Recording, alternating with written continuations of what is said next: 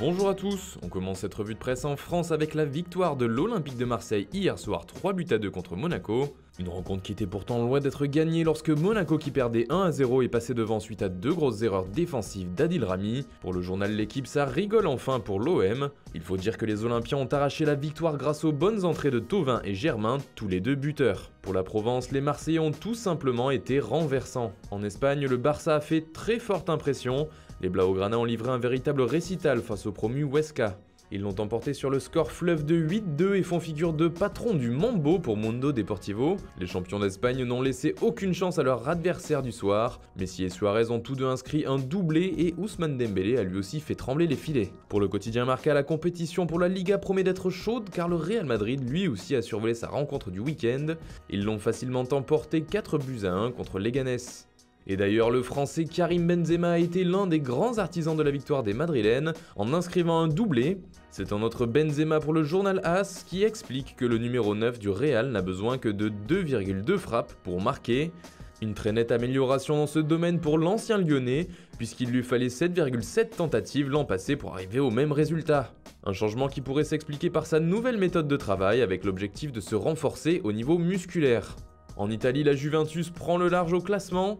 Après la victoire de ce week-end contre Parme 2-1, la vieille dame est seule en tête de la Serie A avec 9 points en 3 rencontres. L'Inter, l'AC Milan et la Roma sont loin du compte avec une seule victoire. Seul le Napoli réussissait à tenir le rythme mais les hommes de Carlo Ancelotti ont été surclassés par la Sampdoria 3-0. Pour la Gazzetta dello Sport, il n'y a donc plus personne pour défier la Juve, même Ancelotti s'est fait avoir. Du côté de l'Angleterre, Manchester United n'arrête plus de faire les gros titres, et ce malgré une victoire 2-0 face à Burnley grâce au doublé de Lukaku. Mais c'est bien Marcus Rashford qui fait parler de lui, comme on le voit sur la une du Times. L'attaquant mancunien a pris un carton rouge moins de 10 minutes après être entré en jeu. À la 72e, Rashford subit une faute grossière de Bradley. Aussitôt relevé, il est allé s'expliquer avec son adversaire tête contre tête et s'est donc fait expulser. Un carton rouge qui fait réagir outre-Manche. En une du Daily Mirror, on peut lire la déclaration de José Mourinho après la rencontre. Rashford a été naïf et impulsif. À Paris, les débuts sont difficiles pour Thilo Kehrer. Convoqué pour la première fois avec l'Allemagne, le jeune défenseur a changé de dimension en signant au PSG.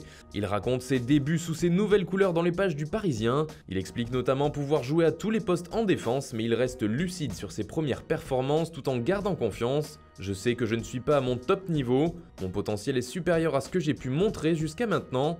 Je sais que je vais bientôt montrer pourquoi ils m'ont engagé, a-t-il déclaré. Voilà, c'est tout pour ce matin, bonne journée à tous, on se retrouve très vite pour une nouvelle vidéo sur Foot Mercato.